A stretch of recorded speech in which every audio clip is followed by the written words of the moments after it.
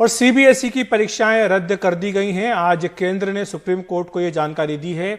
1 से 15 जुलाई के बीच होने वाली 12वीं की सीबीएसई की परीक्षाओं को रद्द कर दिया गया है। यह कहा गया कि हालात अनुकूल होने पर ही सीबीएसई परीक्षा आयोजित करेगी।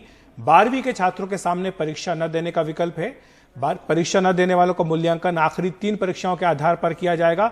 10वीं के छात्रों को अब बाकी की परीक्षा नहीं देनी होगी। आईसीएसई बोर्ड की परीक्षाएं भी रद्द कर दी गई हैं, बाद में भी नहीं होंगी। और सीबीएसई 12वीं परीक्षा पर नई अधिसूचना जारी करे, यह सुप्रीम कोर्ट ने कहा है। साथ ही यह भी कहा है कि 12वीं परीक्षा और आंतरिक मूल्यांकन को स्पष्ट किया जाए। सीबीएसई कल अधिसूचना का ड्राफ्ट सुप्रीम कोर्ट में दाखिल करेगी, जिस पर की सुनवाई की जाएगी। और अब हमारे साथ डॉक्टर अमिता वाटल मौजूद है, प्रिंसिपल स्प्रिंगडेल्स दिल्ली की। डॉक्टर अमिता, मैं आपसे ये जानना चाहूंगी, जो आज ये रुख रहा है, आप इसे कैसे देख रही हैं? वाकई में हमारे छात्रों की सुरक्षा जरूरी है, लेकिन उनका जो शिक्षक एक छात्र के तौर पर जो भविष्य है, उस पर भी सवाल है। क्या आंकलन आपका? मैं समझती हूँ कि बहुत ही बैलेंस जजमेंट ली है हमारे कोर्ट ने, क्योंकि सबसे ज्यादा जरूरी ये है कि बच्चों की सेहत ठीक रहे, उनकी जान सुरक्षित हो। और उस एक तरफ पे उन्होंने एक किस्म की जो विडंबना हो गई थी उसको भी उन्होंने हटा दिया है, क्योंकि 2 तरीके की चॉइसेस दी हैं कि अगर आप चाहें तो आप बाद में ले सकते हैं ये परीक्षा, और अगर नहीं चाहें तो आपको एक दूसरा ऑल्टरनेटिव मिला है जो सीबीएसई इस वक्त इसके ऊपर अमल कर रही है और जो कल पेश करेगी कोर्ट में। जी, लेकिन डॉक्टर वाटल, एक सवाल यह भी आ रहा है कि जो बच्चे परीक्षा नहीं दे पाएंगे वो तो ठीक है, वो बाद में जो भी नियम बनेंगे वो किया जाएगा, लेकिन जब अगला शैक्षणिक सत्र आपका शुरू होगा तो किस तरह से होना चाहिए? सरकार ने बीच में ये भी कहा था कि इस पर सुझाव दिए जाएं कि आप चाहेंगे कि जो पाठ्यक्रम है वो थोड़ा छोटा किया जाए ताकि बच्चों पर बोझ न पड़े, क्योंकि अब ये मान करके चला जा रहा है कि जो अगला शैक्षणिक सत्र होगा वो थोड़ा देर से शुरू होगा। नहीं, ये बिल्कुल ठीक है, क्योंकि बहुत सारी गाइडलाइंस बनी है, हम लोगों ने भी उसके ऊपर बहुत काम किया है। सीबीएसई के लिए मिनिस्ट्री को भी सजेशंस भेजे हैं, क्योंकि जब बच्चे लौट के आएंगे वो एकदम जिस तरह से पहले होते थे कि 2000-3000 बच्चे एक साथ आ रहे हैं, वो तो आ नहीं सकते हैं। तो हमें उनको स्टैगर करके लाना पड़ेगा। ये भी देखना पड़ेगा कि सबसे ज्यादा वल्नरेबल जो है बच्चा, चाहे वो छोटे हों या जो बच्चे हों जिनको अलग तरीके की फिजिकल कंडीशंस हो, एस्थमा हो, डायबिटीज हो, क्योंकि आजकल बच्चों को इस तरह की कंडीशंस भी बहुत हो रही हैं, तो उनको देख के हमें ये देखना पड़ेगा कि कैसे उन्हें लाना है। आपको मेरा ऑडियो आ रहा है? मैम, मैं आपसे ये भी जानना चाहूंगी, जो एक विकल्प इसमें था कि आखिरी 3 परीक्षाओं का मूल्यांकन भी किया जा सकता है अगर परीक्षाएं ना हो, उसको आप कैसे देख रहे हैं? और आप लोगों का, शिक्षकों का क्या आंकलन है? अगर ये जो महामारी है 2-3 महीने और 6 महीने अगर चलती है, उस लिहाज से क्या आप लोगों के विचार बन रहे हैं शिक्षा को लेकर? आपने 2 सवाल पूछे जी। आपने विचार के बारे में पूछा है कि शिक्षा आगे कैसे बढ़ेगी, और एक आपने बात करी है ये 3 इम्तिहानों के बारे में।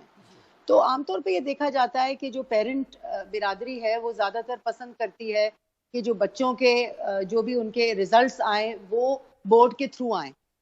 तो मैं समझती हूँ कि इसीलिए सीबीएसई ने ये सोचा है कि जो इम्तिहान हो गए हैं, शायद उनके ऊपर वो अमल करें, ना कि होम एग्जाम्स के ऊपर।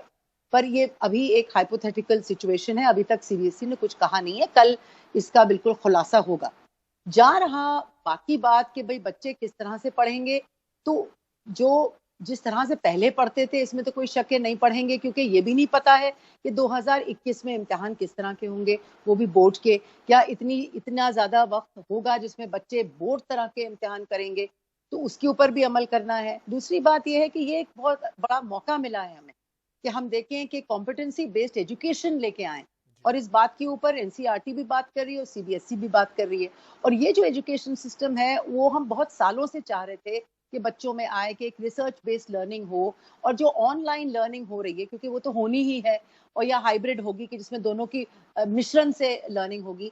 तो ये बहुत जरूरी है कि उस लर्निंग को हमें ह्यूमनाइज करना है, क्योंकि जो बच्चा है ये बहुत जरूरी है कि बच्चे में और भी कुछ चीजें हैं, इमोशनल है, सोशल है, और एडवर्सिटी हैंडल करने की जो स्किल्स हैं, क्रिटिकल थिंकिंग है, और क्या नाम है, क्रिएटिविटी है, इन सबको हमें ऑनलाइन के जरिए लाना है। किस तरीके से हम लाएं ताकि उनको ये ना लगे कि हमारा बचपन एक किस्म का एक टेक्नोलॉजिकल टूल बन गया है।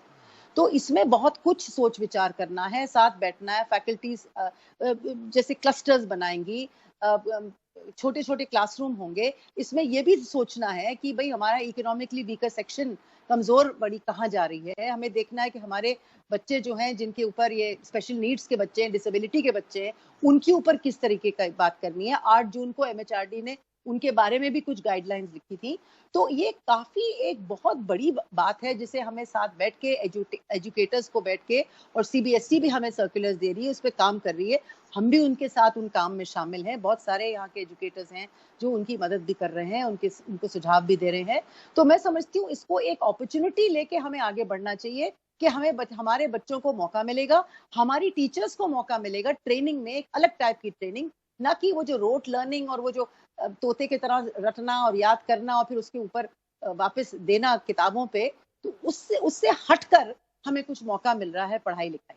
डॉक्टर वाटल, आपने कहा कि ये एक अपॉर्चुनिटी है, एक अवसर है, लेकिन एक बड़ी चुनौती भी है, खासतौर से अगर हम उन बच्चों की बात करें जो 12वीं कक्षा में हैं। वो इस मुकाम पर होते हैं कि जिन्हें अब आगे का अपना जीवन का तय करना होता है कि किस करियर में वो जाएंगे। कई कॉम्पिटिटिव एग्जाम्स होती जिनकी वो तैयारी साल साल भर लग करके करते हैं। उन पर तो दोहरी मार पड़ी, क्योंकि एक तब तो उनकी एग्जाम का प्रेशर था, दूसरा कॉम्पिटिटिव एग्जाम्स का प्रेशर था। उनके लिए आपकी क्या सलाह होगी कि इस समय का वो किस तरह से इस्तेमाल करें? सबसे पहले तो मैं ये कहूंगी कि ये सिर्फ उनको लेके ये समस्या नहीं है। पूरी दुनिया में जो इनकी उम्र के जो बच्चे हैं वो इसके साथ जूझ रहे हैं। और जितने संस्थाएं हैं, जितने एकेडमिक इंस्टीट्यूशंस हैं, जितने यूनिवर्सिटी कॉलेजेस हैं, वो उन्हीं को लेके, उन्हीं के ऊपर परेशान हो रहे हैं, उन्हीं को लेके सोच रहे हैं। तो ये बात नहीं है कि वो मार्जिनलाइज हो गए हैं या उनको कोई देखेगा नहीं। तो उनको सिर्फ ये देखना है कि जो घबराहट है वो दूर करनी है। ये सोचना है कि जो भी हो रही है, जो भी चीज उनके सामने आ रही है, उनको ये देखना है कि वो चीज उनके लिए होगी, ये नहीं कि उनके अगेंस्ट होगी।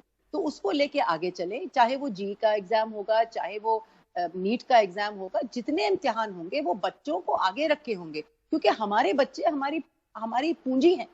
हम ये तो नहीं कर सकते ना कि एक पूरी जनरेशन की हम देख रेख बिल्कुल अलग कर दें क्योंकि पेंडेमिक हुआ है। तो हर हालत में हर इंस्टीट्यूशन, हर सरकार बच्चों को आगे रख के सारे विचार करेगी। तो इसमें ऐसी कोई घबराने की बात नहीं है। फॉरेन यूनिवर्सिटीज में तो प्रोविजनल एडमिशंस मिली हुई है, ऑनलाइन मिलेगी। और जिस तरह से CBSE कह रही है, हायर एजुकेशन इंस्टीट्यूशंस ने CBSE को कह ही दिया हमारे देश में कि जो चीज आप आगे लेके चलेंगे हम उसको मानेंगे। तो जब ये चीजें सब लोग एक दूसरे के साथ मिल के कर रहे हैं, हमारे बच्चों के लिए कर रहे हैं, तो ऐसा कुछ नहीं होगा। इसलिए मैं कहती हूँ पेरेंट्स को भी इतनी परेशान नहीं हो, क्योंकि अभी और भी परेशानियां हैं, और भी चीजें देखनी है कि घरों में क्या हो रहा है। जी डॉक्टर वाटल, आपने इतनी अच्छी तरह से समझाया। वाकई में बच्चों को नहीं घबराना है और माता पिता को भी भरोसा रखना है। वाकई ये बच्चे हमारे देश की पूंजी हैं और इनका जो भविष्य सुरक्षित रखा जाएगा।